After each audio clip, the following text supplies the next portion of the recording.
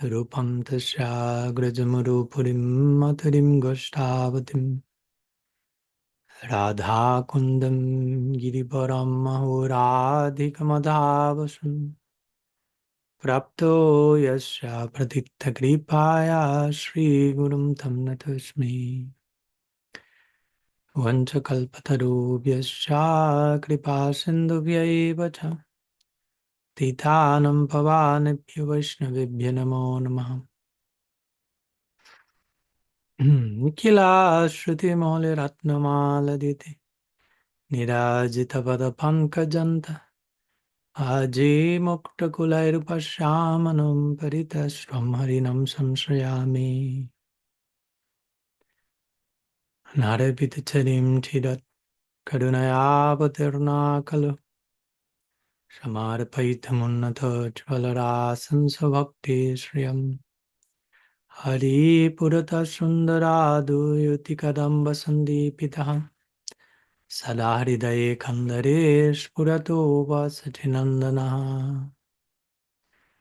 Undi Shri Krishna Chaitanya Nityananda Srahodito Godadaya Pushpavantu Chitra Sangrutamo Nudo Ladini Shakti Swarupaya Gauranga Suridaya Cha Bhakta Shakti Pradhanaya Kadadara Namastate Rasa Ghanamohan Murtim Vichitra Kili Mahotsavulasitam Radha Chalana Viloditam Ruchira Shrikandam Harim Vande Vrindavaneshwari Tavaiva Padara Vindam Primamritaikamakarandaraso Gapurnam Hridyarapitam Madhupate Smarathapamogram Nirvapayat Paramasi Talamashrayami Bhaktya Vihinaya Paradhalakshay Shikta Shagamaditarangamadhe Kripa Maitvam Sharanam Prapanam Vrinde Namaste Charanarvindam Vrinde Namaste Charanarvindam Swastyastu Vishwasya Kalo Prasidatam Dhyantu Bhutani Shivan Mitodhya Manascha Bhadram Vajata Dhadokshaye Adeshatam No Matirapya Haituki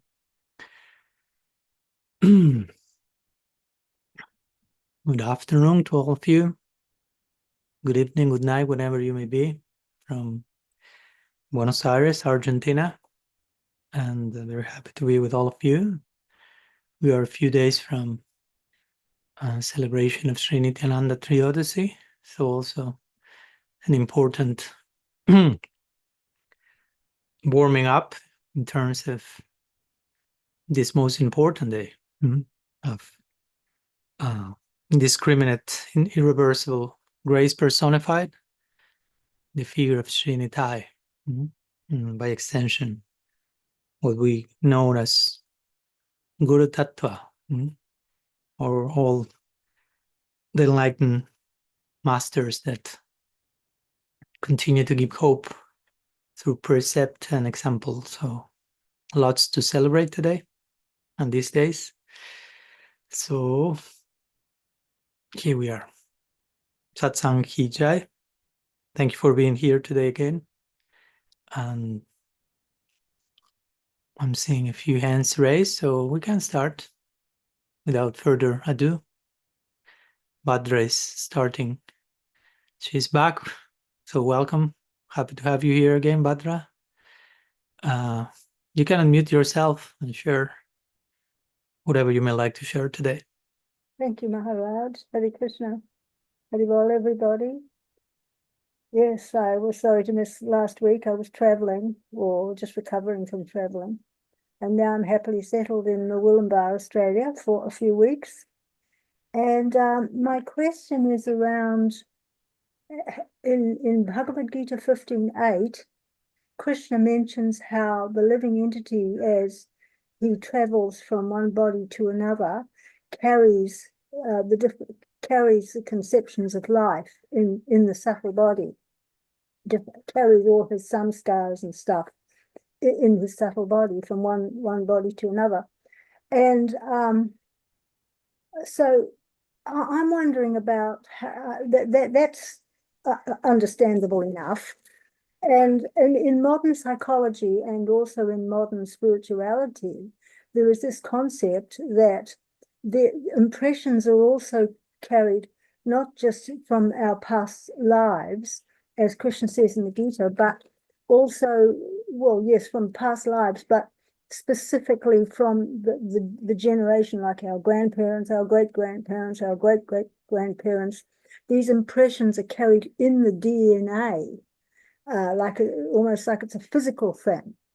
And so I'm wondering if there's truth in that and how it relates to the impressions carried, as Krishna says, in the subtle body, which I believe my understanding is the subtle body has nothing really to do with this material body, except for the experiences that it picks up when it's in each body and carries those from body to body, from lifetime to lifetime.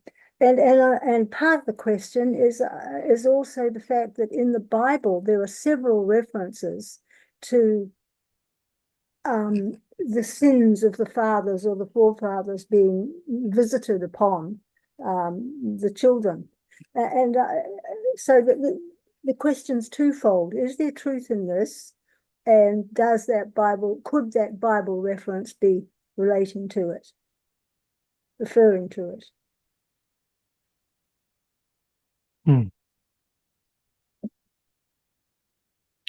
So, okay, there are a few questions there, because we are talking here about physical body, psychic body, and of course the soul. So this verse from the Gita, so chapter 15, verse 8, Krishna is giving this example that in the same way that wind or air carries aromas, in the same way one is carrying impressions from previous birth to the next life, so to say, in one's subtle or psychic body. So yes, of course, we agree with that to begin with.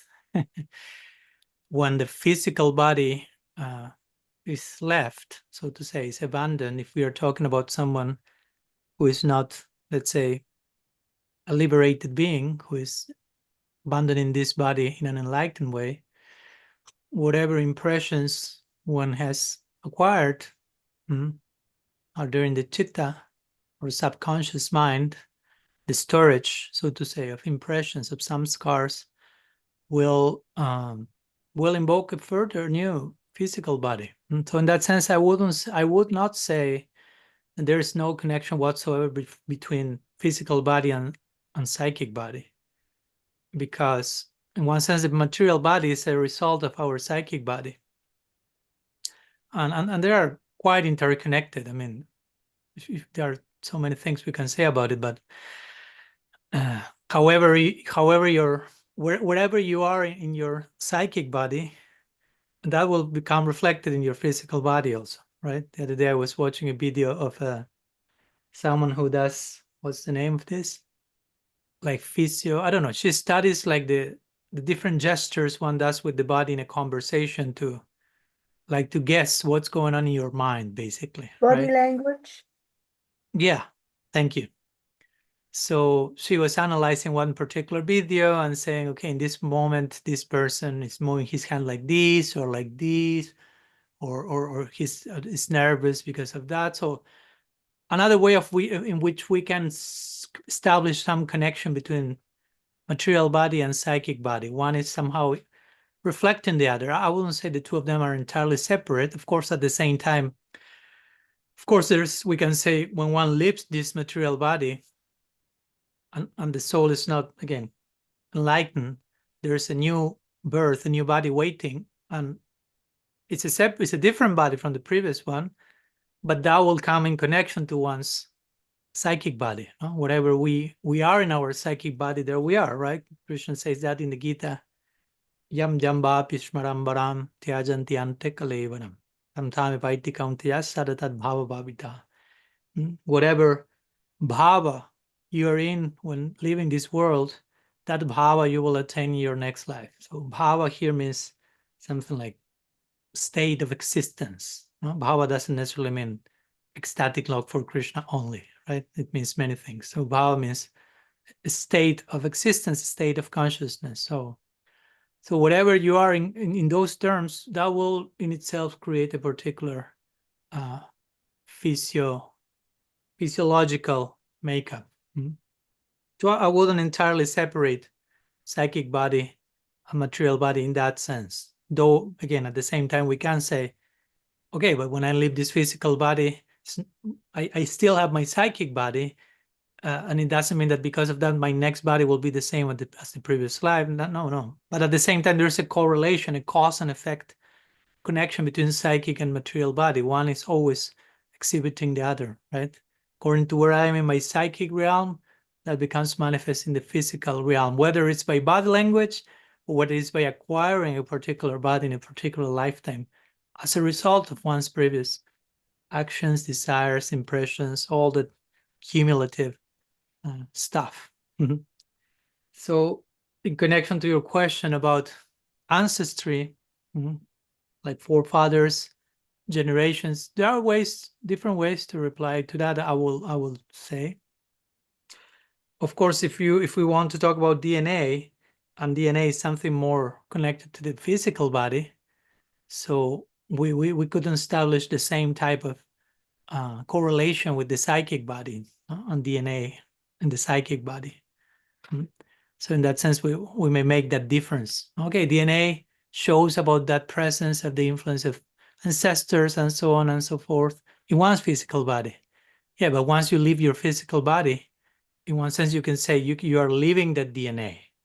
And the next body you attain, your next lifetime, it will have a different DNA. So it's not that you're carrying a DNA in the psychic body, but at the same time, I will say, of course, when we are born in a particular family system, as we all do, we are born in a particular environment with a particular past, with a particular influence, with unresolved stuff, resolved stuff, unresolved stuff from our parents, and whatever our parents have is what they receive from their parents, and so on and so forth. So then you can do the ancestry dynamics. So we are born in a particular environment, family.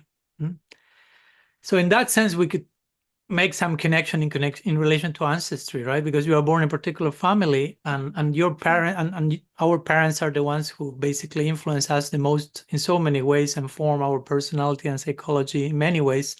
Though we are coming with a certain samskar from the previous lifetime, so it's not that we are coming from scratch.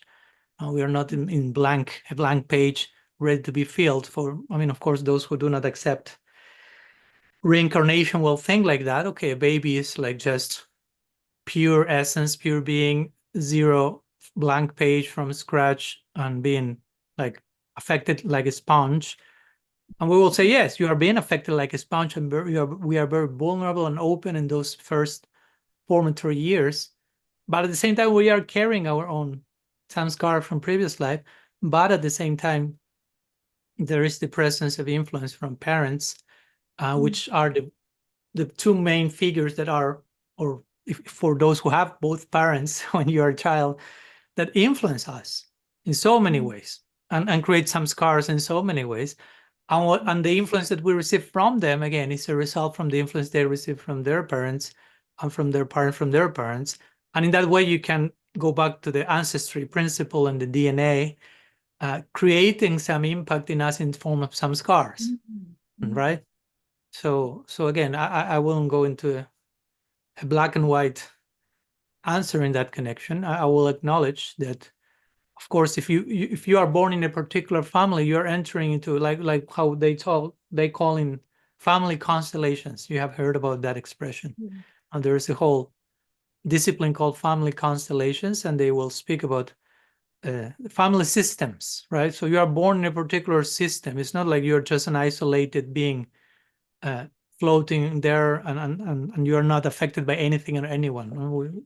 We should know this a lot, especially with our tradition and terms like Tatashta. And Siddha Maharaj will say we are a byproduct of the environment.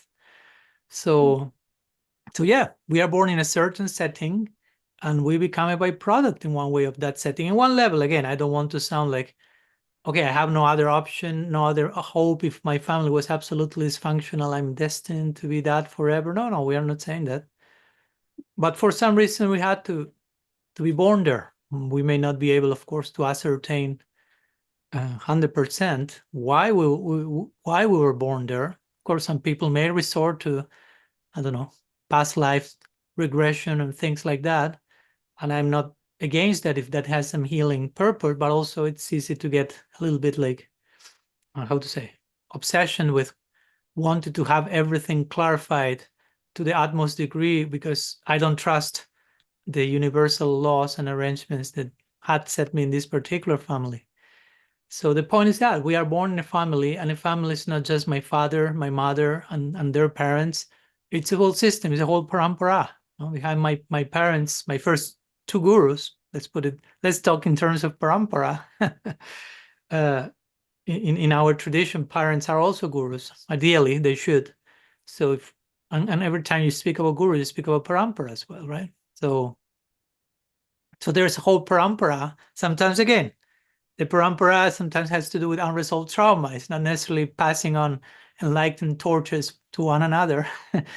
So my point is, there is a whole lineage behind, no? And you are born in that, and your parents somehow are like the last byproduct of a whole chain of different experiences. I'm not saying all bad, all unresolved. Is a mixed bag, like mostly everything we find in this world.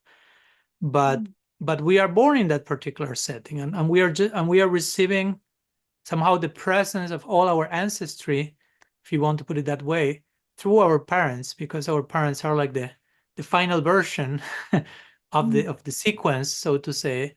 And somehow whatever has been healed and solved is passed through them to us, and whatever has not been healed and solved is being passed to us through them also, somehow, consciously or unconsciously, of course, mostly unconsciously. So it's important that we become conscious of that, so we can not cancel the parampara, but do our duty, our contribution to the chain, and stop whatever vicious circle or cycle may be there, and change patterns, not change whatever paradigms need to be changed for our benefit, but also trying to redeem the system, if you want to use that term, right? To redeem the system somehow or other. Of course, many of those ancestors are already in their whatever next life, second, third, fourth lifetime after we are aware of them. I'm aware of my, I don't know how do you say in English there, like grandfather. Okay, probably he already took a few births by the time you're remembering him. But if you are able to heal as a member of the clan, so to say, if you're able to do your part and heal whatever has not been healed yet in the system, that has some repercussion also for those people who were part of that system and were not able to solve it for themselves, so to say, right? So those are the thoughts that are coming now, Badra. I don't know if that helps at all. Very much, Maharaj. Thank you. You've clarified it and sharpened it, my understanding. Thank you. Yeah, thank you for your question.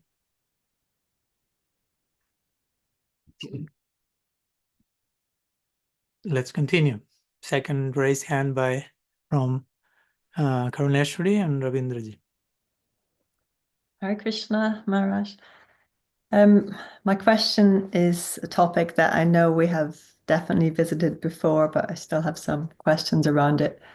And it's, the fact that often in our scriptures and in our society, renunciation is stressed as the best position to be in. Like the best ashram is a renounced ashram, and I know you've spoken about how it's, it's not a black and white thing like this.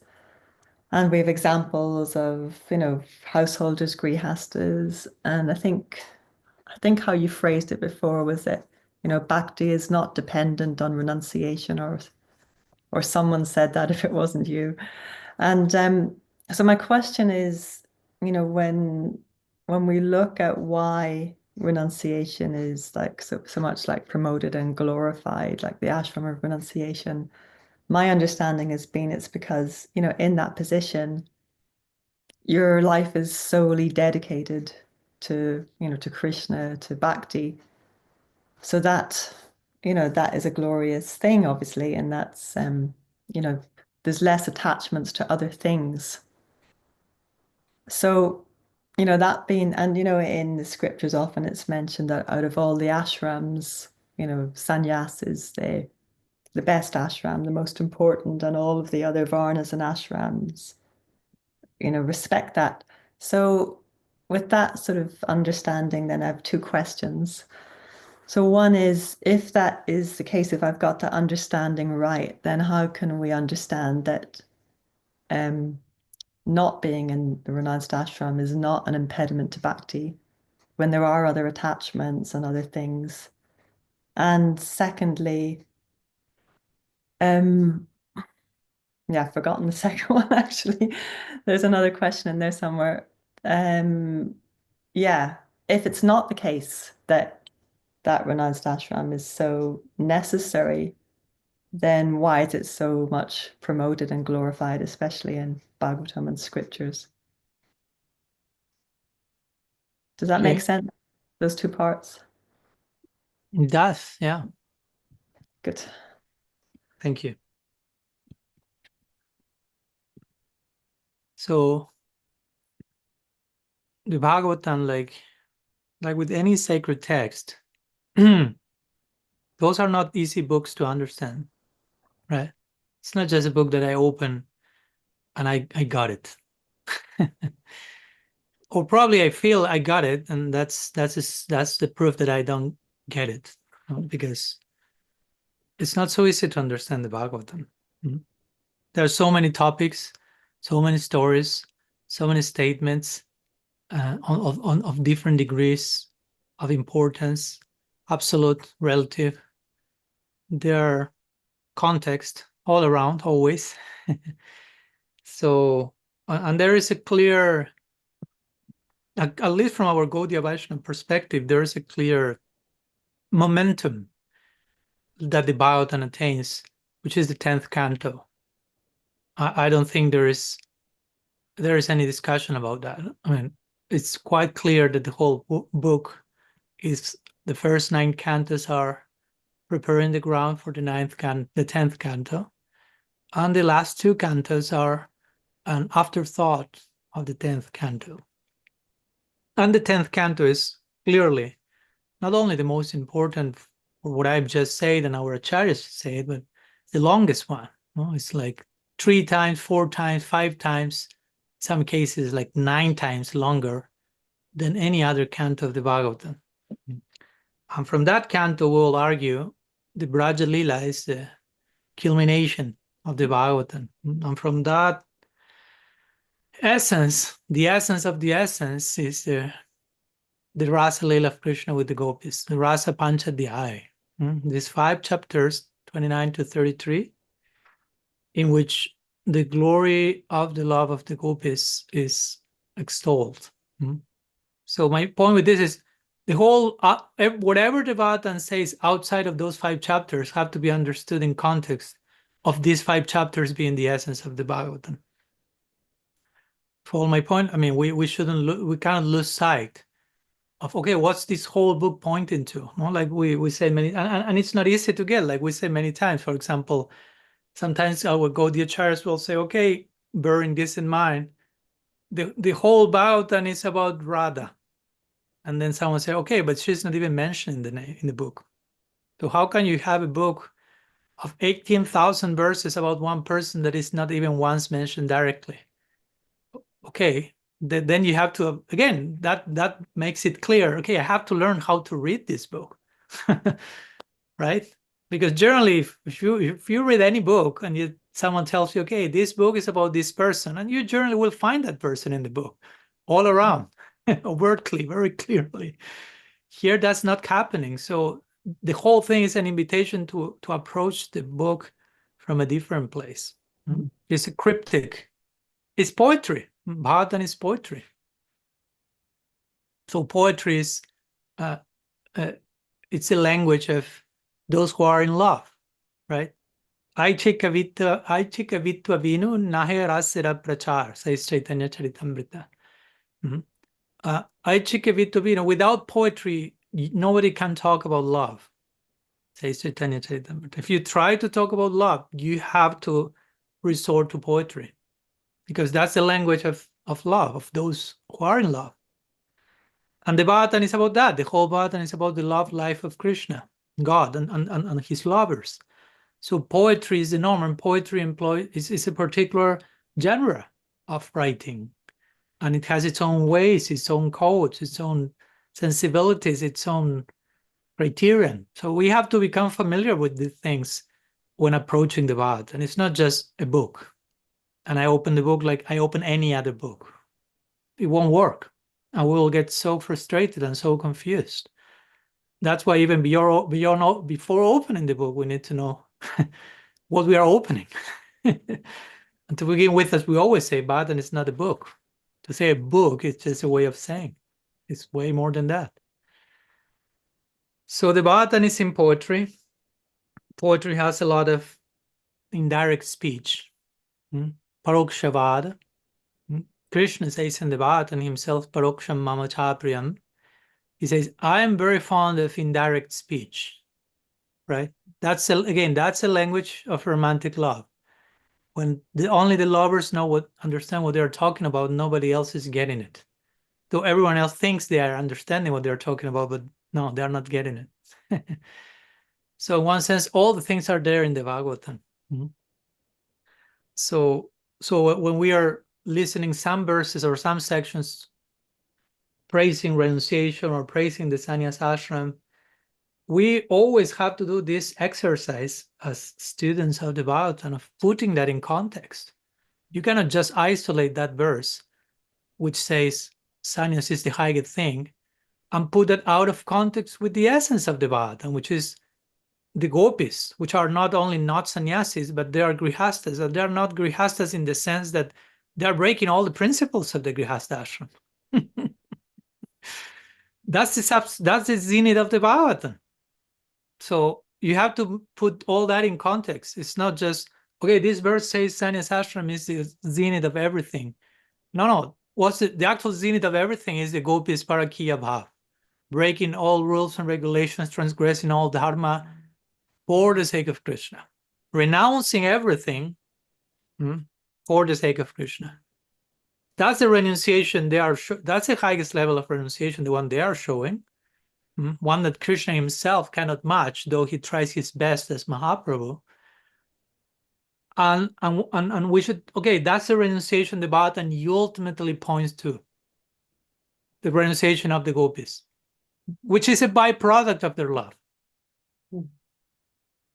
So whenever we read any other statement in the Bhagavatam about renunciation, whether it's sannyasa ashram, monastic, renunciation per se, all that has to be put in context to the highest example of renunciation that the Bhagavatam itself is actually pointing to, which doesn't happen in the context of the sannyasa ashram. So that's how we have to feel the Bhagavatam. It's not even like reading it like a book, but we have to enter into certain understanding and spirit that whenever we find these statements, we can read them again in context. It's not cherry picking, it's not just doing away with those statements, but actually putting them in place.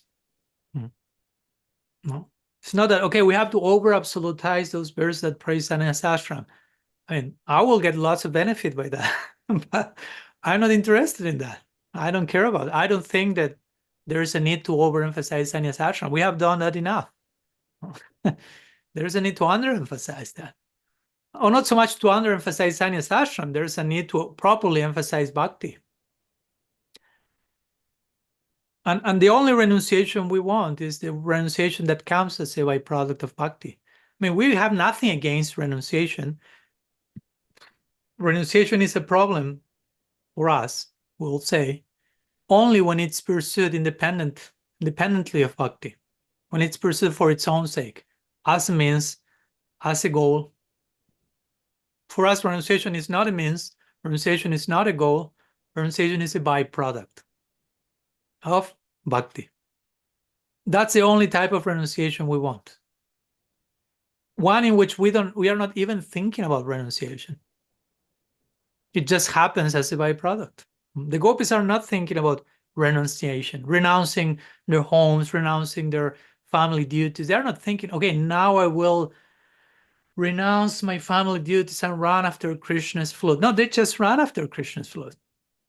And as a consequence of that, they end up renouncing all that stuff. But they're not even aware about that. Sanatana Goswami in one commentary of the Bhagavad, and he says, it will be a mistake to say that the gopis are renouncing, like sacrificing, that they are aware of the sacrifice they are making when renouncing home and all that stuff. Because why? Because they have forgotten about their own selves.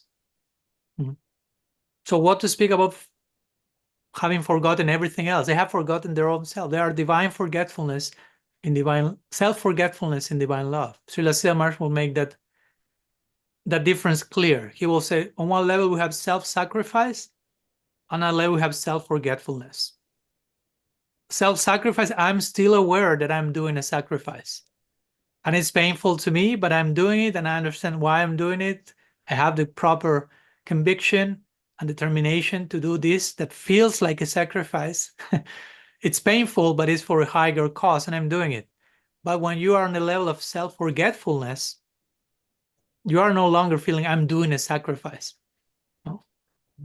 So that's where the gopis are. That's the realm of renunciation. So even if the Bhagavatam says of all ashrams, sannyasa is the best, that's said from a particular angle of vision only. I mean, there's a place to say of all ashrams, sannyasa is the best.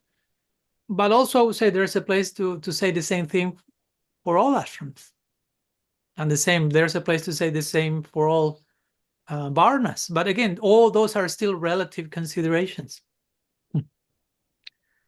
That's why at the end of the day, Mahaprabhu himself, who is God embracing the Bhagavatam, let's put it that way, and he says this, Naham viprona chanarapatirna pivaishana sudrunham varnina chagrihapatir novanasto jatirva.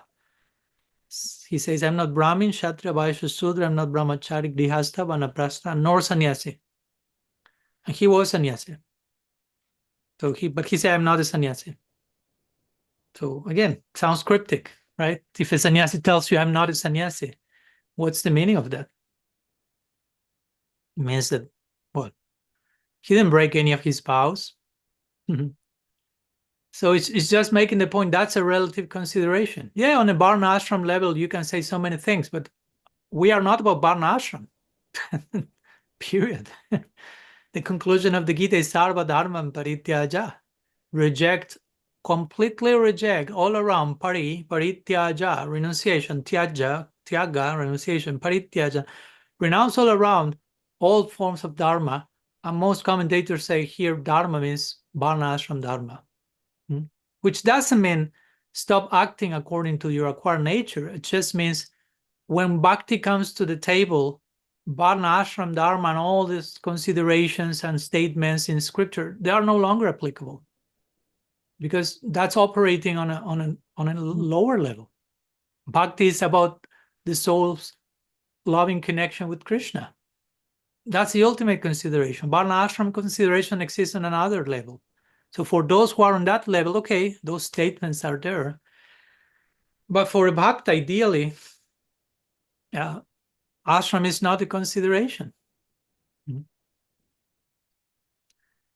That's why, in one sense, okay, the Bhagavatam may say sannyasa is the highest ashram, but for example, the Goswamis at the time of Mahaprabhu, after Goswamis and others after those generations, they didn't accept sannyas, they accept Babaji, which is a form of renunciation outside of the Varna ashram system. It's like a way of saying bhakti exists outside of the Varna ashram or beyond the Varna ashram. Of course, then Bhaktisiddhanta Saraswati Thakur brought again sannyas to the picture, trying to situate Vaishnavas in society and gave sannyas and put the sannyasis like leaders of society. And there was a whole plan, but on one level, all that consideration is relative. No, was relative. I'm not criticizing it. I'm not downplaying it. I'm just saying it's a relative consideration in terms of time, place, circumstance. But in one sense, Vaishnavism, a real Vaishnav, has nothing to do with Varna ashram or sannyas or all that stuff. So, and you mentioned, Karuneshwari, that in renunciation, your life is solely dedicated to Krishna. Well, then again, we have to define what's renunciation there. Because you can be wearing the sannyas cloth. That doesn't mean that your life is solely dedicated to Krishna. I mean, I think we have enough examples of sannyasis showing that their life was not solely dedicated to Krishna. In fact, you can acquire so many more nartas if you're a sannyasi and don't have the adhikar to be a sannyasi. You can be full with pratishta and fame and addiction to position and being just validated by people's over expectation and over idealization. And you can become you can potentially become a monster, a dangerous person. So wearing sacred robes doesn't warranty anything. And again, that's, as a sannyasi, you have as many opportunities to dedicate your life to Krishna as you have as a grihasta. It's wrong to think it's otherwise. It's wrong. If you tell me as a grihasta I don't have as many opportunities, I will say you're doing spiritual bypassing. You are doing the grihasta ashram not to dedicate yourself fully to Krishna. And it's so easy to do that. So that can happen also. We can fall into a comfort zone. No, I'm a grihasta, I'm so falling, I'm in the dark well, quote unquote, which is not grihasta ashram, dark well. But if you are in the dark well, that's your own choice. So I'm in a dark well, I'm grihasta, I'm attached, I don't have the time that the sannyasi have for whatever. And I mean, all of us have 24 hours per day. So all of us have the same time. What we do at that time, that's a different thing.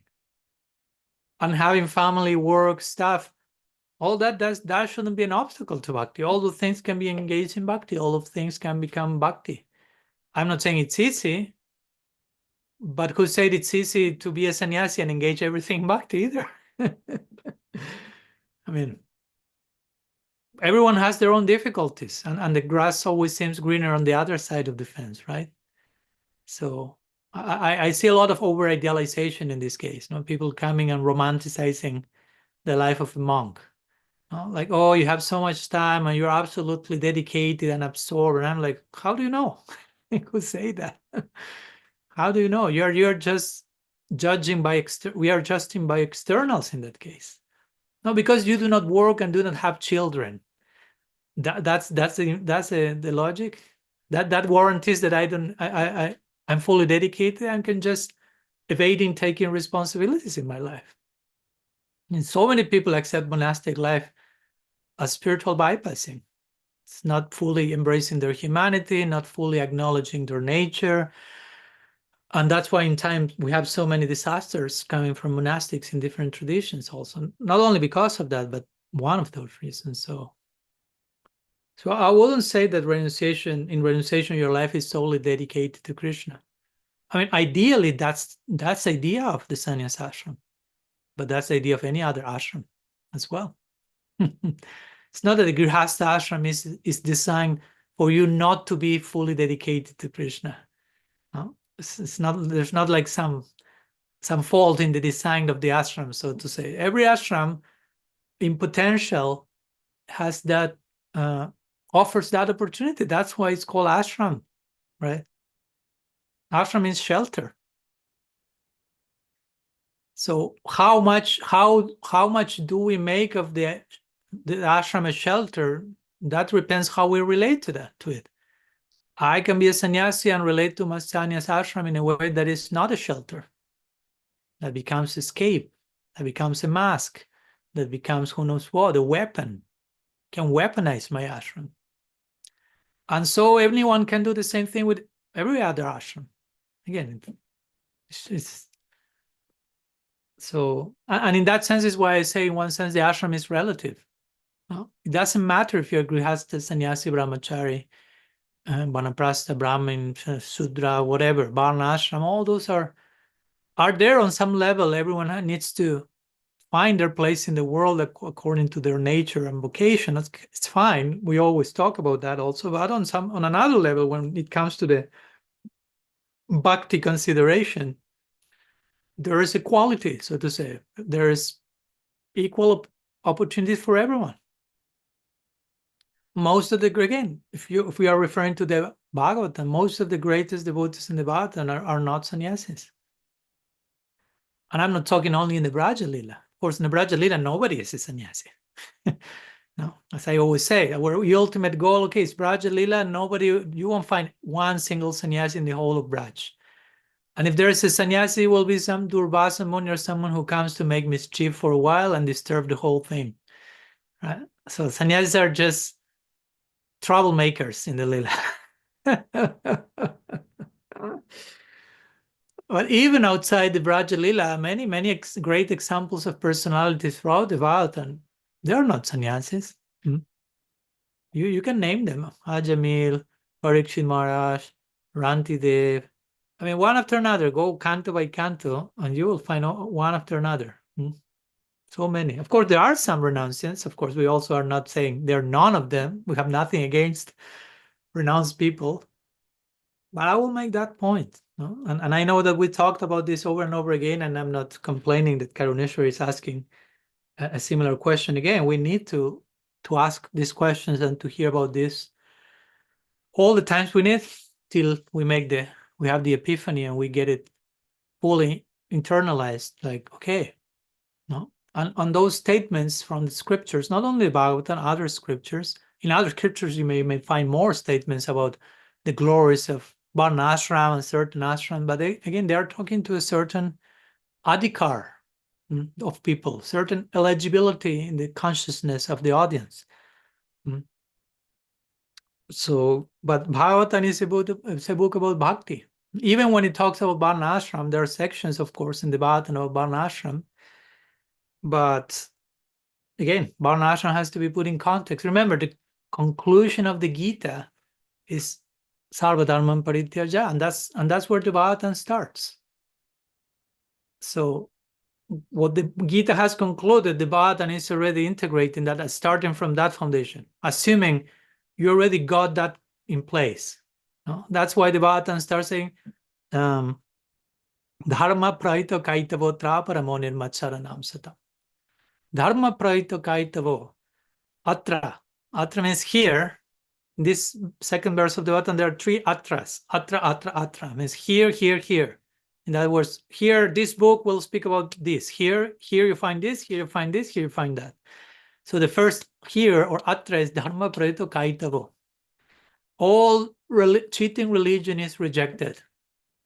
And then Krishnadas Kaviraj Goswami unpacks this sutra in his Caitanya-candramrita to say, what does Bhagavatam means by cheating religion? And his own take is dharma, artha, kama, moksha. That's cheating religion. I mean, we have nothing against that, but again, you have to understand the context. In comparison to bhakti, dharma, artha, kama, moksha is cheating. No, there's so much more to attain in bhakti. Dharma, artha, and dharma is the first thing that is considered. Dharma includes varna, ashram, dharma. You follow my point? So that's the beginning of the Bhagavatam. Dharma projita kaitavo. That's rejected. Of course, then that's spoken of in the Bhagavatam, having rejected it. It's having rejected as the ultimate goal of life, having rejected as something of absolute position above bhakti, not rejecting in every single form. We have to learn to think in nuanced ways, not black and white, because scripture never talks, or mostly never talks in black and white, especially Bhagavatam. So yeah, renunciation is praiseworthy as for us, as much as it comes as a natural result of bhakti. That's our yardstick. When renunciation is a byproduct of bhakti, and that's what the Bhagavatam teaches right at the very beginning. Vasudeva Bhagavati Bhakti Yoga Prayojita Janayati Asuvairagyam Janam Chayadhaitukam. By engaging in bhakti to Vasudeva, knowledge and vairagyam, detachment, renunciation, come as a result. So they are put in their place there as a byproduct, not as a means, as an Advaita Vedanta, not as a goal, as in one sense in Advaita Vedanta, of course, the goal is Brahman, but sannyas and renunciation is a means of their, is a practice, an anga of their sadhana. That's not for us. You go to Rupa Goswami's 64 angas of bhakti, you won't find renunciation. You don't find monasticism, taking sannyas, being a brahmachari, practicing celibacy. That's nowhere. So we have to pay attention to all the things. We have to pay attention to all the things and then put all of them together and make sense of the whole picture. So whenever one statement comes about sannyas or whatever, it's not that we have 10 more statements to counteract that. It's not about counteracting statements, but just understanding each of them in their right place. So, yeah, Mahaprabhu accepted sannyas, but that was, of course, there are many reasons for that, but one reason will be more a relative thing. In a deeper thing, he was not considering himself a sannyasi.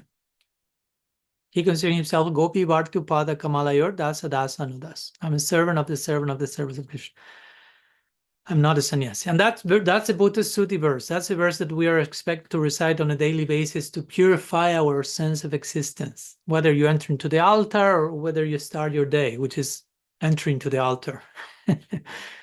So it's about thinking, it's a way of discarding all this relative sense of self in Varna and ashram. I'm locating myself as a servant of the servant of a servant. So, yeah. Again, in ashram consideration, yeah, sannyasis, of course, what's traditional sannyas? Well, generally sannyas is seen as, okay, as a culmination of the previous stages. Now, in the Vedic culture, generally, nobody accepts sannyas very young. A few exceptions, but mostly you accept sannyas at the very end of your life. So that basically speaks about you went through all the different ashrams responsibly, properly, and you naturally conclude there. So that's especially praiseworthy because basically that's the point. It's especially praiseworthy in terms of you having taken responsibility in all those previous ashrams and you are becoming a teacher and an elder for society. But again, that doesn't mean that that's from a Varnashram social consideration. That's not an absolute consideration. You may end your life being a grihasta. That doesn't mean that, oh, you're attached still because you didn't accept sannyas. It's not like that necessarily. Of course, it can be like that. I don't want to take it lightly also, right? When I say as a grihasta, you have no, I mean, you can be fully dedicated as a sannyasi. Yes, in principle, but in practice, I know that's not so easy. It's easier said than done. And I'm not saying any of the things for grihastas to cheat on themselves, saying, no, I have full blessings. And Maharaj say that we don't need to change anything. We can do it. Yeah, you can do everything as long as you are willing to do so. No? But I'm saying that for everyone also. Of course, most of the devotees are generally grihastas, but that criterion applies to everyone. It's not that because you accepted sannyas, you are suddenly somehow beyond all this stuff. You don't no longer have to do your work. On the contrary, you are expected to do a lot of work from a different place, but still there is dedication and effort and sacrifice. Same principles that you are expected to exhibit in the Grihastha ashram, just from a different perspective according to your nature. So there's no better or worse ashram. So those statements come from a particular place in scripture, relative, But from the absolute perspective, again, full circle, go back. What's the essence of the Bhagavatam? Brajalila. What's the essence of the Brajalila? Rasalila. There you have the highest zenith of renunciation, exhibited by far more young ladies, cowherd uncivilized people. No? It breaks all paradigms. Generally, when you hear renunciation, you imagine something else, not like an uncivilized girl, tribal girl from the village, showing the topmost level of renunciation. You say, yeah, wow. So that's the message of the Bhagavatam. No? It can come even from there in the highest possible form. But again, what's behind that? Such a fire, such a longing, such a passionate love for Krishna. And renunciation is that which comes as a result of that. That's why, as I always say, vairagya, which translates as renunciation, vairagya comes from raga. Raga means attachment, passion. Red, raga actually means red, like the color red, which indicates love, right? And vai means a very special type of, so vairagya, translated as renunciation or detachment, actually means a very special type of passion or attachment, which, by having it, create as a byproduct some form of detachment. I don't know if that's enough. Karneshwari, you want me to continue pounding the post a little bit more? That's really helpful. It's just so good, so important after so many years to get these things in proper perspective. Yeah. Well, thank you.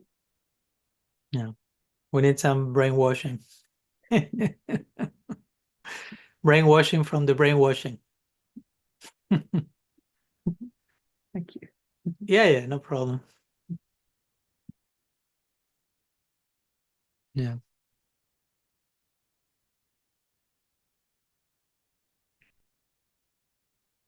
And for me, all the things in general, but many of these problems or misunderstandings or emphasis, overemphasized stuff, come from a misunderstanding of bhakti, basically, of not having a clear idea of what bhakti is. As simple as that sounds, no? By not having a clear what's bhakti, not only as an energy, as a practice, what's the type of bhakti we are being given in our particular tradition, what's the ethics of that bhakti. By not being familiar enough with that, with all that bhakti is, we end up in this place where people overemphasize or varna ashram or renunciation or this or that, which all of which have a place. Again, we are not like killing them altogether, but they have their particular place of relativity in connection to bhakti.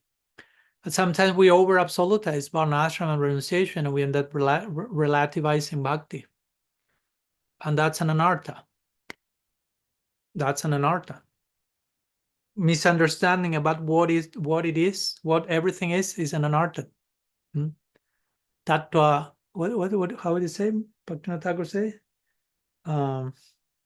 Tattva, it just suddenly disappeared. To be bewildered about tattva.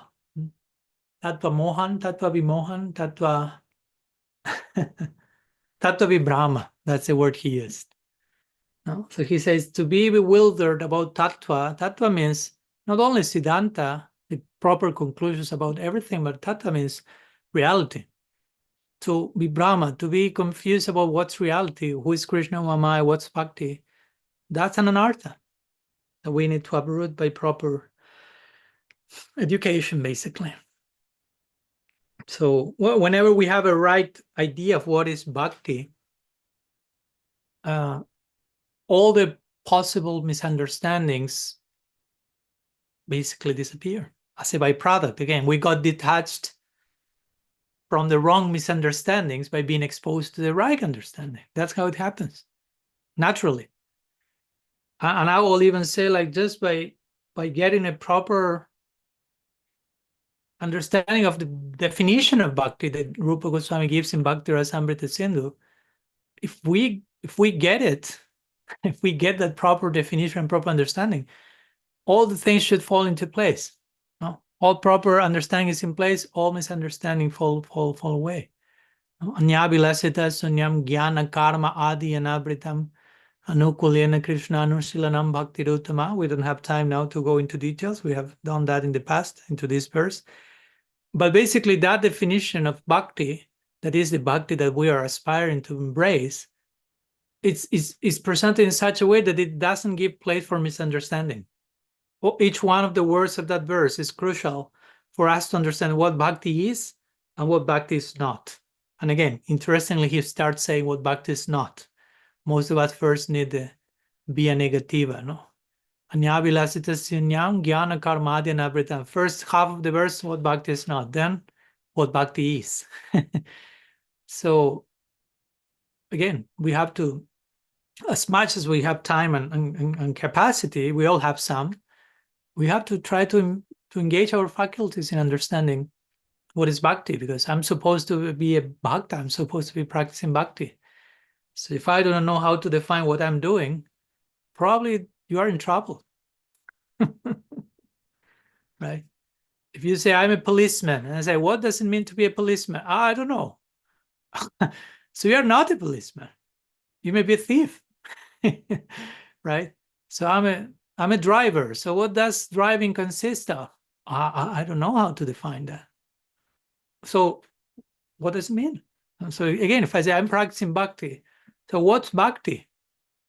Of course, we can give a very general definition. Bhakti is devotion.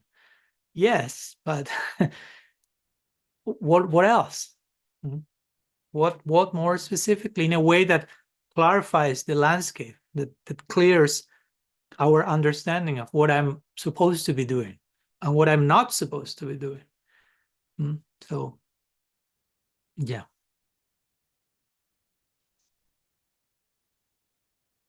That's why, again, Rupa Goswami wrote the whole treatise, Bhakti Rasamrita Sindhu, what bhakti is about. Jiva Goswami has Bhakti Sandarbha, what bhakti is about. These are very thick volumes. Probably not everyone will have the courage to go through them. but that should tell something in itself. So much can be said about what bhakti is.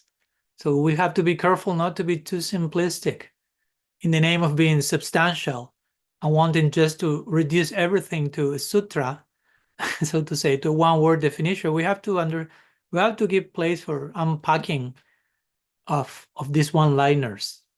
What bhakti is, devotion. What does it mean? What type of devotion? Worship to whom? Worship for which reasons? What's the motivation? And so on and so forth. If we are curious, if we are inquiring from a sincere place, we will have all those questions. So we can have a properly refined understanding of bhakti. And when there is a properly understanding of bhakti, there will be a proper practice of bhakti. And when there's a proper practice of bhakti, there will be a proper result of the practice. Sambandha videya and prayojan. So,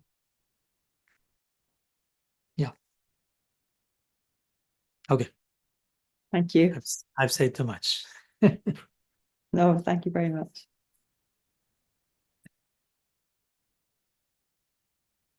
Do you all agree with what we are sharing? If you have any objections, some of you are a little serious.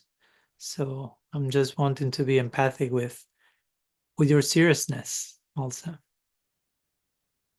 Yeah, I mean, this is a serious affair, so it's okay to be serious, no problem.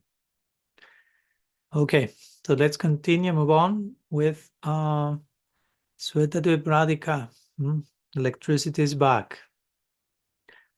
Unfortunately, right? Because after 2 weeks of living organically, it's a higher taste in its own way.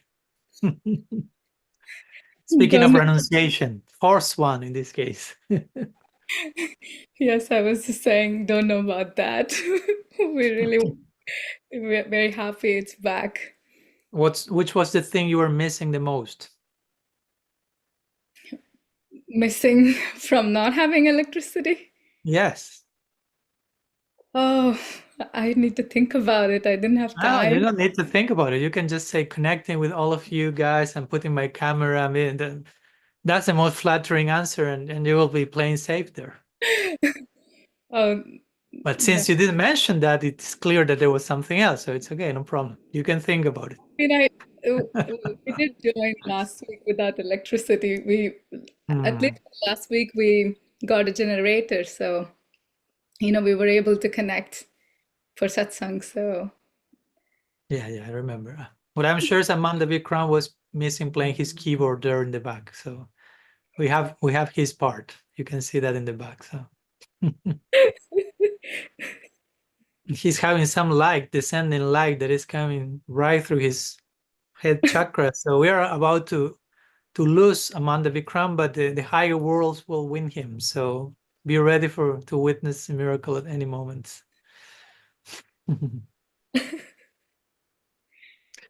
So, Sweta Devradika, something to share today?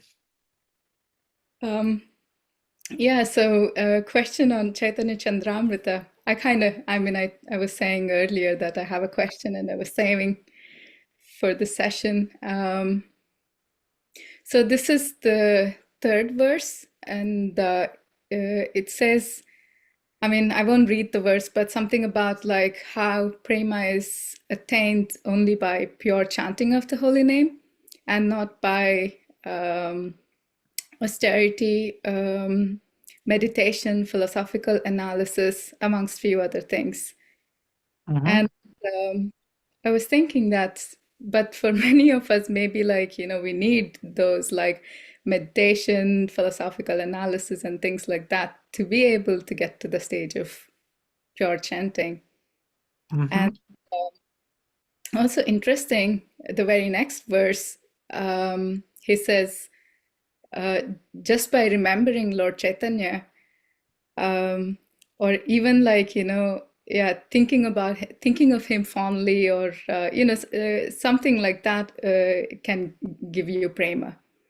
Which is mind-blowing in itself, just like remember Lord Gauranga and you get prema, and do nothing else. So, I'm like thinking about it that like, the third verse says like you get it only by pure chanting, and also how like all of those, the meditation and, philosophical analysis and all of that is not going to get you prema. But again, like in the purport, it's explained that anything that is tied or connected to the devotional service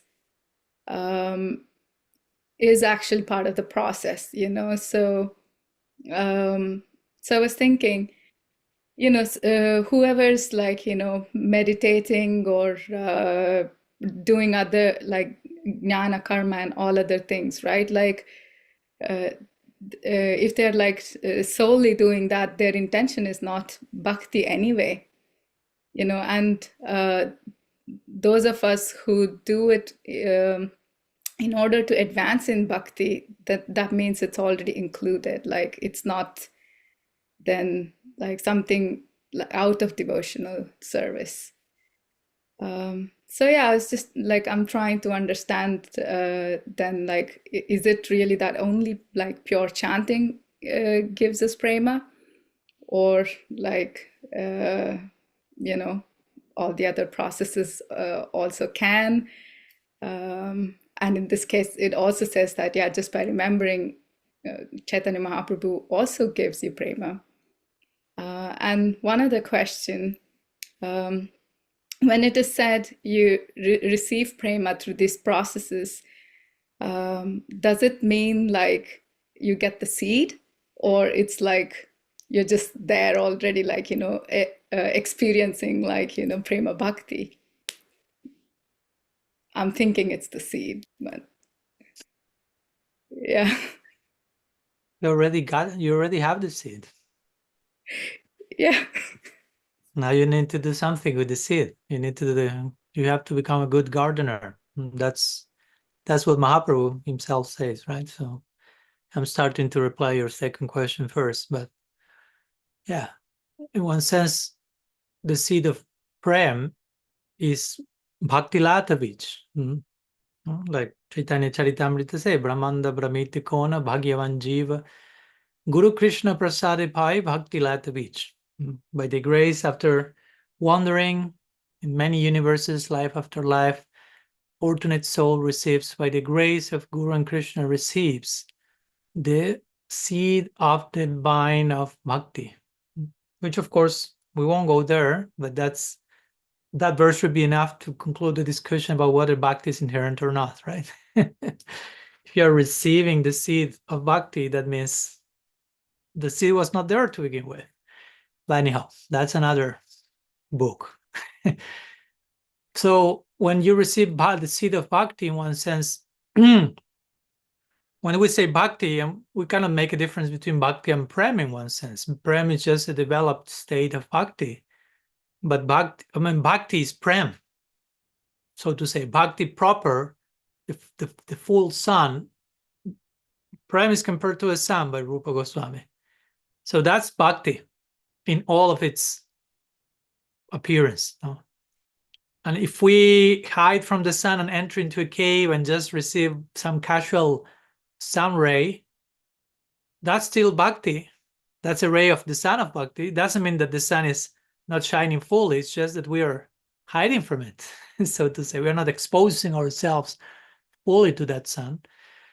So the more we do that by sadhana, because that's how, interestingly, Jiva Goswami refers to in Bhakti Sandarbha to Bhakti is sammokyata. He uses the expression repeatedly, sammokyata, which means mukhya. Mukhya means mukha. Mukha means face. So sammokyata means turn your face fully to Krishna, to this full sun of Bhakti, if you will, and not just being in hiding, looking in the other direction, being in a cave or whatever. So the seed of Bhakti comes, and everything is there in potential. As we heard many times, if you just chant, all Shaktis are in the name of Krishna. So if you chant with the proper faith and connection, everything is there waiting. So, and regarding your first question, it's connected to what we were talking before, actually.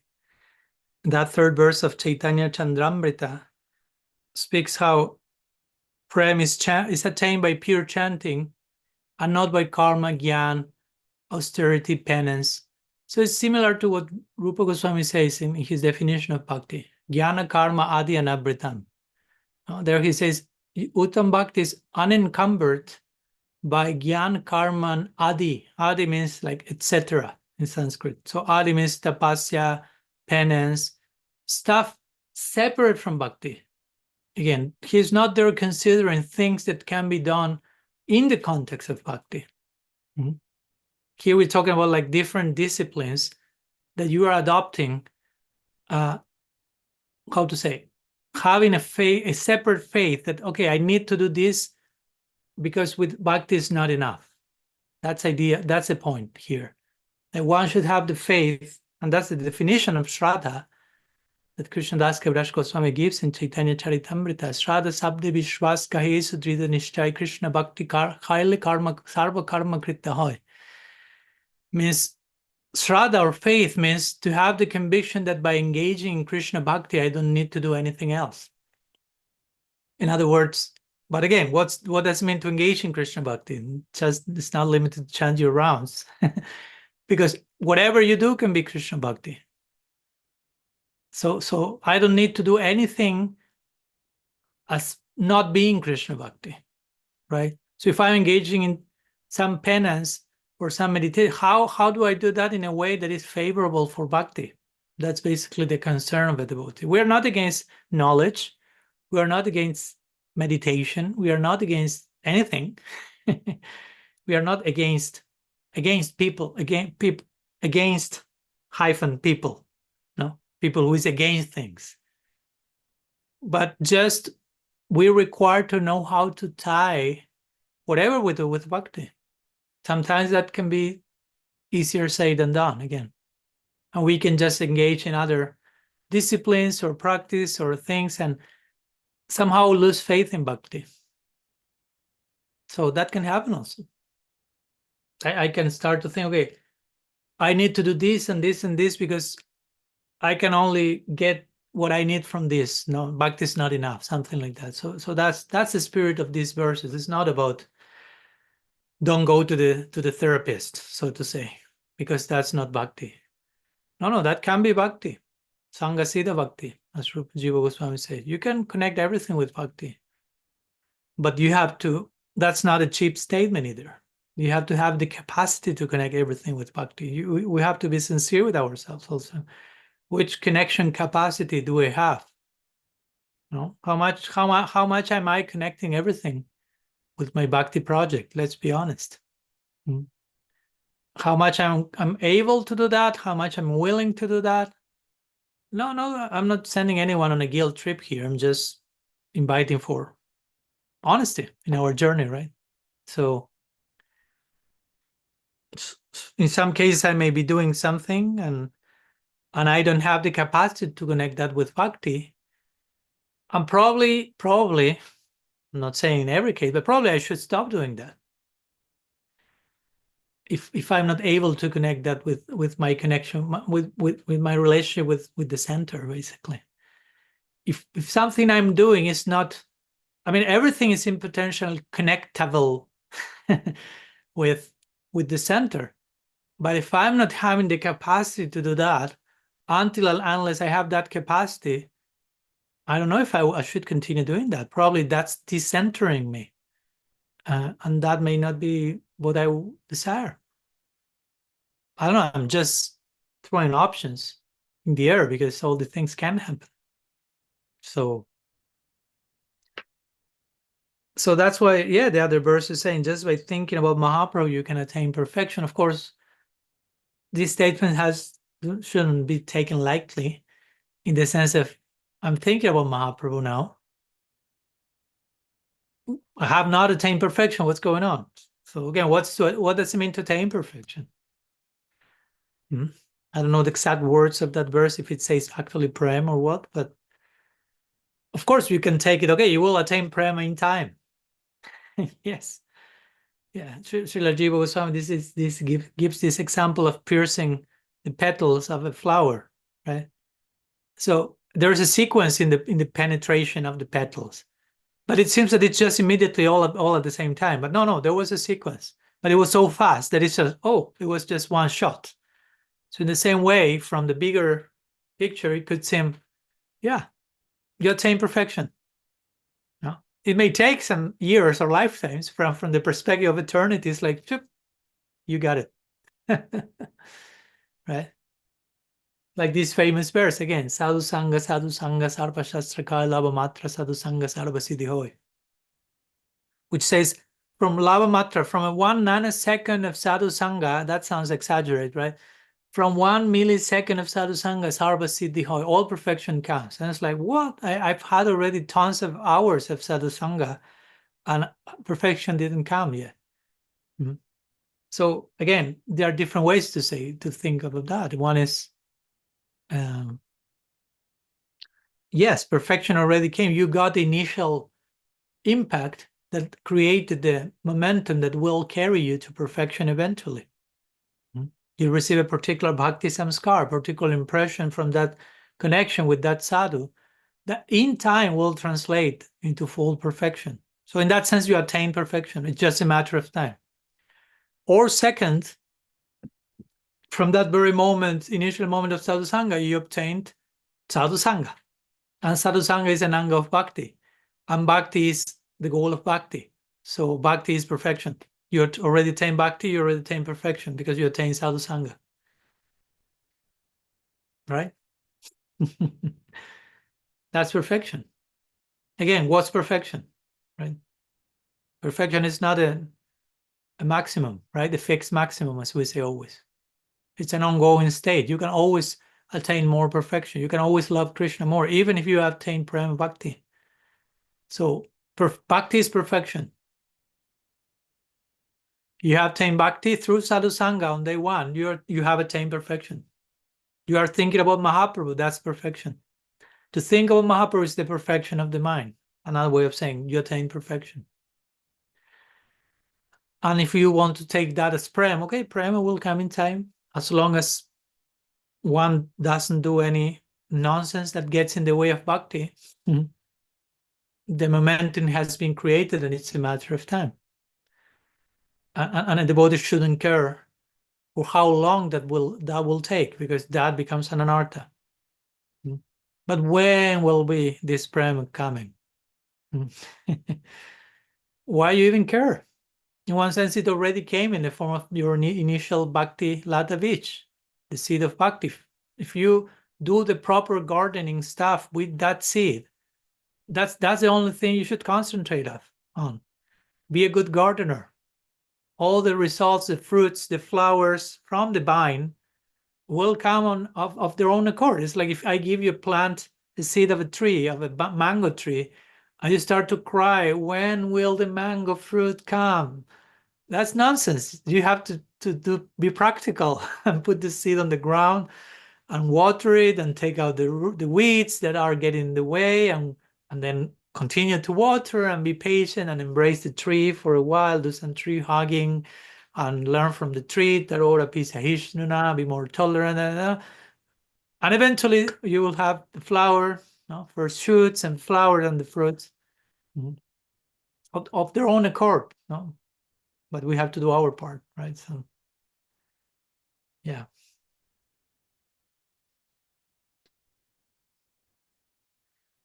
Does it make sense, so, to the Radhika? What do you think? Yeah. I mean, I had not thought. I didn't think of somebody could practice like meditation and like all the other processes along with bhakti, thinking bhakti is not enough. And the other thing is, I'm understanding that when he says only pure chanting of the holy name brings prema, pure chanting includes Nama Parad doesn't bring prema. Let's be honest. Nama Vasa doesn't bring prema. That's all over scripture, and I think that's common sense.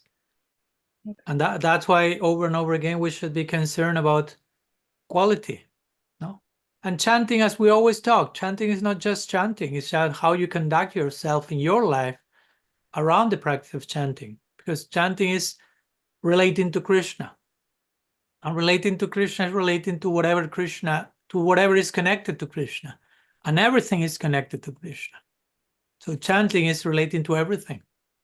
It's not just related to the moment I sit with my japa or in Sankirtan. And we have to have the broadest and deepest possible explanations of everything.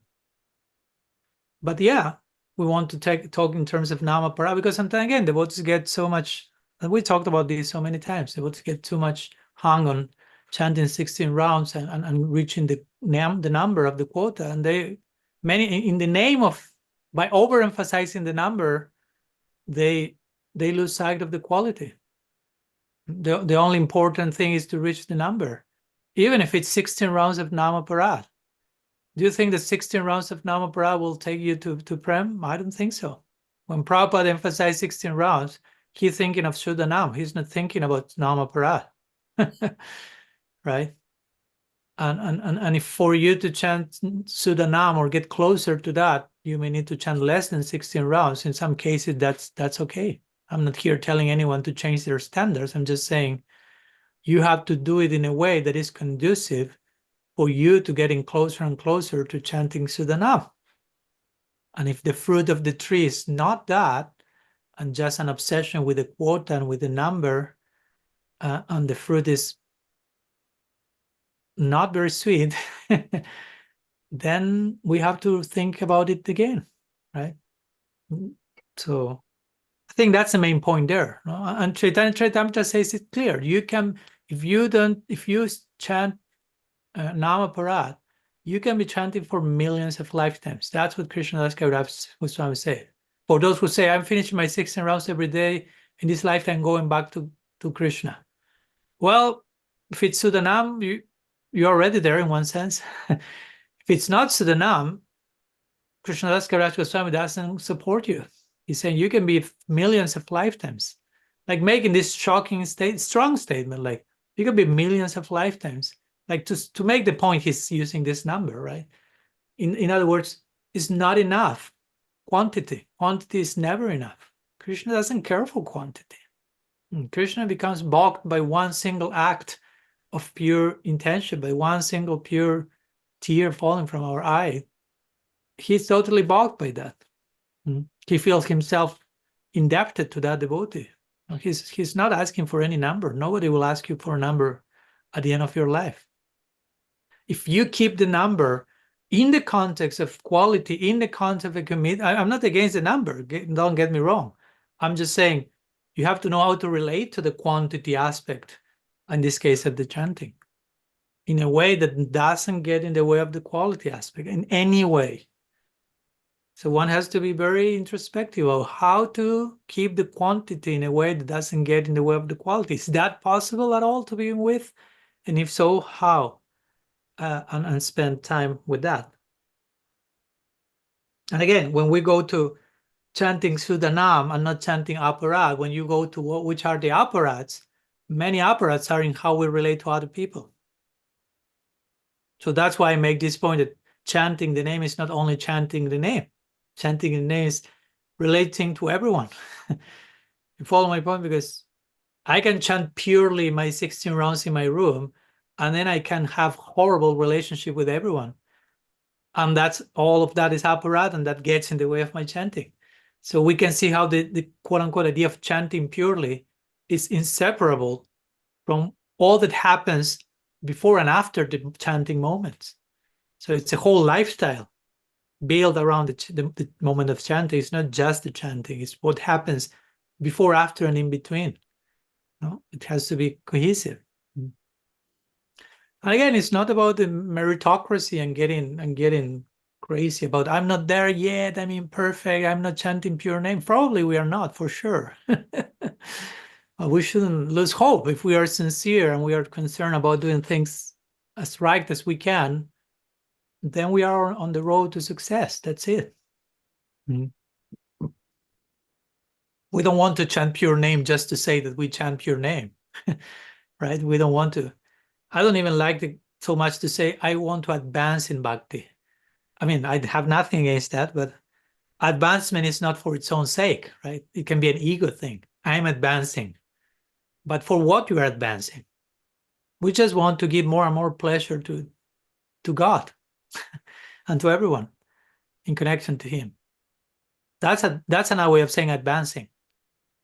I'm saying that because there are words, but sometimes words trigger, as we know, particular things. So advancing can become just a run, no? Like I have to advance, I have to be more advanced and higher and this and better than others, and like I will earn this, and I will deserve this, and I will receive this prize, and I will advance. But I mean, we don't want advancement for its own sake. No, we just want to increase our dedication to the center in a loving, humble, sincere way. That's advancement for sure. But that's advancement, not just advancement, right? Like getting higher into the pyramid, so to say. So yeah, it's important to keep that in place. What do we understand by advancement, and why do I want to advance? Now, again, not getting neurotic, but just having a honest conversation with ourselves on a daily basis. Now, what's pushing me toward advancement? Social pressure. Getting a better public image. That can happen, let's be honest. Not feeling so bad about myself. No? So I have to be more advanced so I don't feel so bad about myself. Anyhow, so or advancement for the right reasons. To dedicate ourselves more broadly, more deeply, more lovingly. Yeah. Okay. Thank you. Thank you, Maharaj. So we are already 1 hour and a half. Rasangi is raising her hand. So what to do? What to do, Rasangi? I know, I don't know what. I wanted to just make a comment about your talk with Madhavananda the other day, because it's so fresh. I mean, for you, it's so fresh. For me, it was a few months ago. So bear Oh, with me that I may not remember everything. So, but well, please go on. what I was so surprised to hear, he was like in a very emotional state about the condition of not only ISKCON or all the institutions, it seems like. And his comment about, because I know that he's connected a lot of different places. So he has a good pulse on the whole bhakti clan, the branches of the tree, right? Yeah. And his concerns about the trauma, the post-traumatic stress in where many devotees, even the sannyasis, you know what I mean, who are also suffering due to the institution or the structure or being mistreated, like all of that. Yeah, it was kind of a call to arms. It was like a plea. It seemed like it was like such a need, the need is there. And I was just feeling that, because I feel the same way. I think you do too. I know that's why you're doing what you're doing, is to create healing for devotees so that we can be better instruments for service, to serve the Lordship or Lordships. So I just wanted to say that I was deeply affected by his quivering voice and that, actually, of the amount of suffering he sees everywhere in devotees. And I was just really touched by it. But what I wanted to ask, is like, it's Lord Nityananda's appearance day. And like you said, I have a hard time connecting with his avadhut nature. It's so not human, and I just wondered if you would maybe close out with a little, maybe it's too late, and I understand that too. Maybe you'll give another talk on Lord Nityananda, but I would like to, I'm reading this little book. This is called Sri Chaitanya Nityananda Charitamrita, which I found. By the way, that's a title that was put to the book. It's a compilation from the Chaitanya Bhagavat. No, it's not like a separate book called Nityananda Charitamrita. Just to clarify, because sometimes the devotees were confused with that. Oh yeah, it's lovely though, because it focuses on Lord Nityananda. You don't have to hunt for the pastimes. Yeah. But I do have a little difficulty with his extreme avadhut nature. And I don't know, it's just not. So I just wondered if you would, I don't know if we have time. I mean, if you want to talk about it in your next class, that's fine. I'm just putting it out there that I would like to feel a little more connected. Yeah, thank you. Thank you for your reflections and the appreciation with the interview with Madhavananda Prabhu. It seems it was well received, and of course I was very happy that we got to talk and that those topics came. We didn't have any fixed, so to say, agenda on what to talk about, so it came naturally. And yeah, there is a natural, obvious concern. I personally, just to identify myself a lot with this word, healing.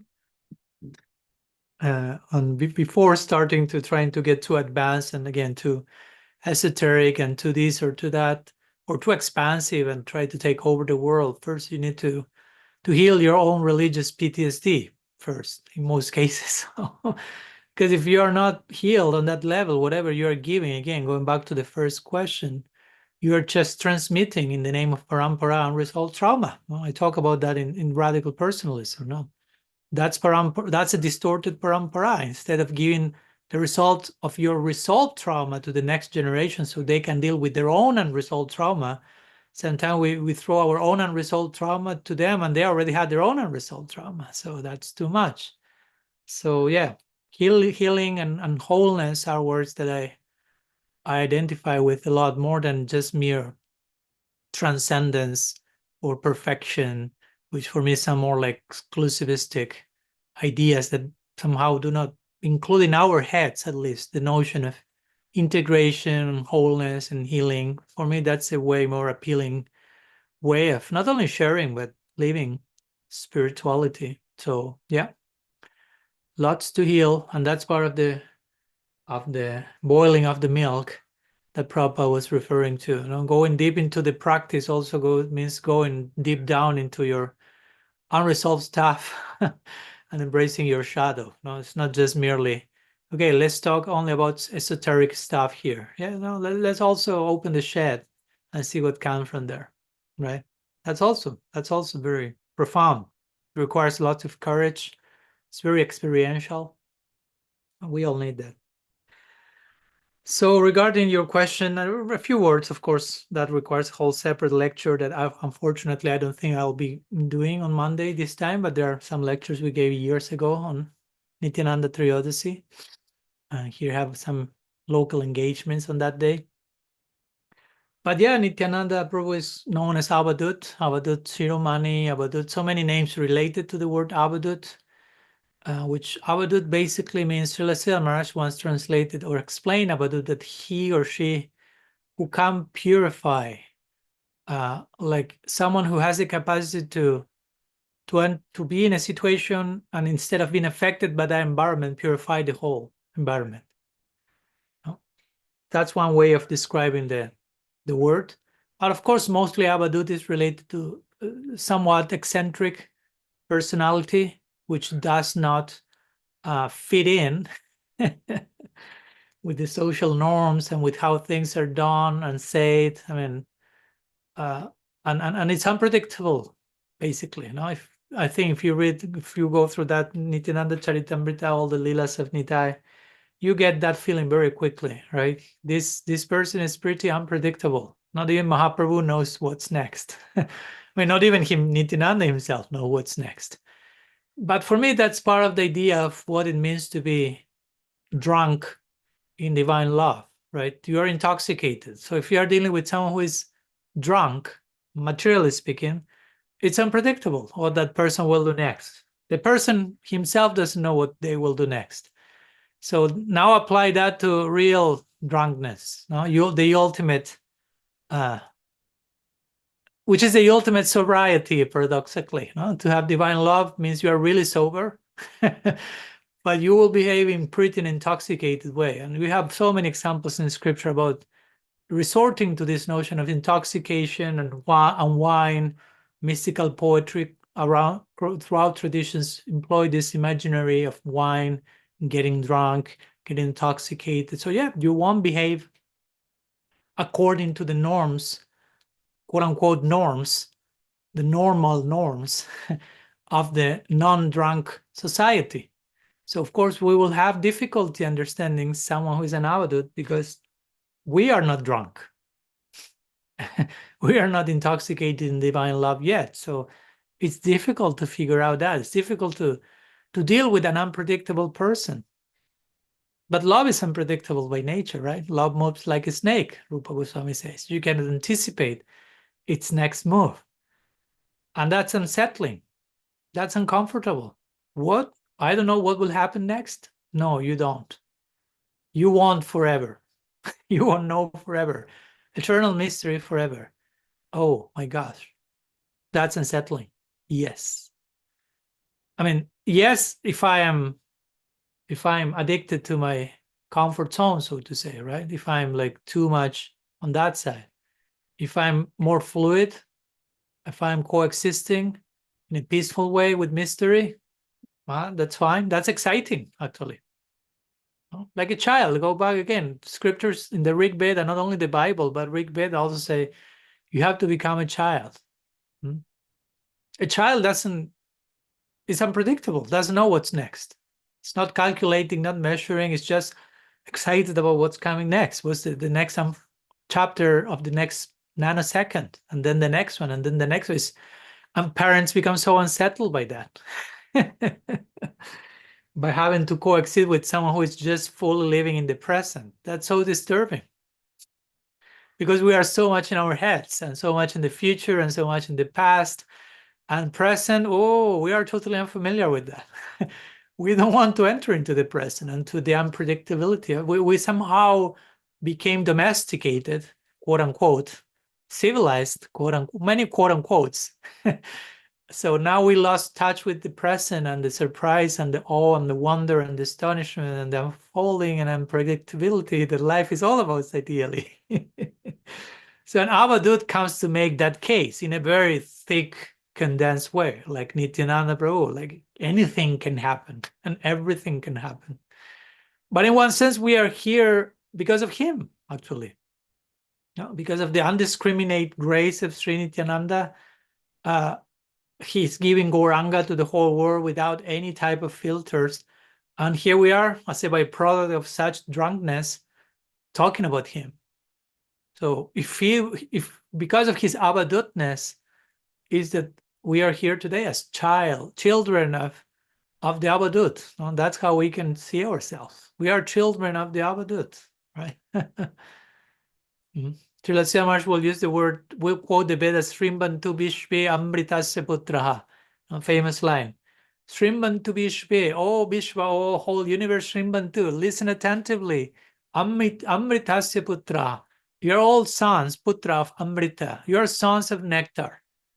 All of you are children of nectar. And Nityananda Prabhu is someone who has ingested that nectar from head to toe and is fully intoxicated by that. And we are children of him as well. Right? He's Guru Tattva, right? Nitai, Balaram. Balaram also famous for his Varuni shots, intoxication. But again, it's divine intoxication. And all of them represent Guru Tattva, right? So the principle of the guidance of shelter also speaks about souls that are deeply intoxicated, deeply in a state of, I mean, maybe not avadhut in an external way, but they're intoxicated in their own way. They're deeply drinking from this fountain of bhakti, this fountain of beauty, of truth, of harmony, and that affects their whole being. Sometimes they are more successfully controlling themselves than other times, like famous examples of, I don't know, Bhaktisiddhanta Saraswati Thakur, and someone asked him, can you talk about Sri Radha? And he will never almost talk about her, because he will never talk about that. He won't take that cheaply. He say, this is the highest of the highest, the dearest of the dearest thing. So Srila Maharaj described how someone invited him to talk about Sri Radha, and he was fighting between all the things that he was feeling inside of him that was starting to overflow him and erupting in him like a volcano just by being invited to talk about her. And at the same time, the struggle not to say anything about her, because it will prove a dishonor in front of an audience that not all of them had the qualification to hear about her. So Srila Maharaj was witnessing that, and he described like a battle of two strong emotions clashing inside of him. Once, all that he was actually feeling for Sri Radha, being himself an intimate associate of her, and at the same time, this attempt to not say anything, trying to keep the highest, most deep things confident. And because of that tension, eventually he fainted. He fell to the ground, right? Because it was too much. So again, we wouldn't say that Bhaktisiddhanta Saraswati Thakur was an avadhut. He was really trying to behave according to the norms of society, to present everything in a relatable way. His guru was an avadhut guru, Kishore Das Babaji, but at the same time, it doesn't mean that he was not drunk. Prabhupada Bhaktisiddhanta, that he was not internally deeply relishing this elixir of divine love. But again, for different reasons, different devotees are inspired to perform different functions in society. And whatever form it takes externally, we are all meant to become not maybe avadhuts properly, but divine lovers, which means to be a drunk eternally. Oh. That's one name of the Vishnu's ashram for Krishna, something like drunk. That's the name of God. So yeah, I know that it's difficult to understand a figure like Nityananda Prabhu. At the same time, we know from which place that is coming. So that's the main thing we need to understand. No, I mean, he's intoxicated in divine love. Some of his acts may be difficult to grasp immediately, especially for us. But from the bigger picture, we always see the outcome of that is blessing in every possible direction. So that's also in itself a lesson. when something is not clear, but it comes from a genuine place of divine love, divine intoxication, just give it some time, and you will see how it unfolds in a way that proves true and beneficial for all parts involved. Again, provided it comes from a genuine place, not to justify any abuse in the name of that, right? Maharaj, who passed out, Srila Sridhar Maharaj or Srila Saraswati Thakur? Who fainted?